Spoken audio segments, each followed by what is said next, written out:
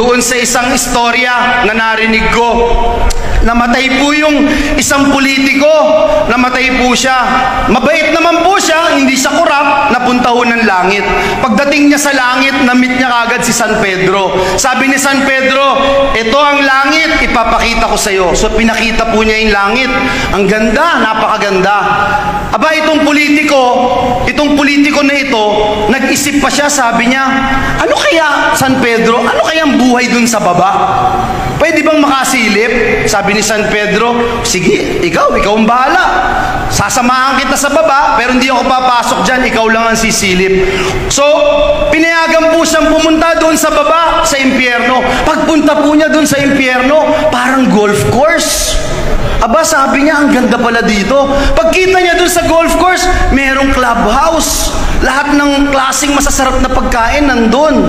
Tapos may mga nagpapayong pa na magagandang dilag sa kanya. Sabi niya, ito ba ang impyerno? Napakaganda. Pagsilip niya doon sa isa, napakagandang hotel. Sabi niya, silipin ko nga yung kwarto, malambot yung bed, merong jacuzzi, may Olympic-sized swimming pool. Sabi niya, ang ganda pala dito sa impyerno. Sabi po nung nagtutur sa kanya sa impyerno, gusto mo, dito ka na lang. Desisyon mo naman yan eh. Aba, umakyat po ulit yung politiko na ito sa langit. At sabi kay San Pedro, nagdesisyon na ako. Doon na lang ako sa baba. May mga barkada pa ako doon. Doon na lang ako. Sabi ni San Pedro, desisyon mo yan.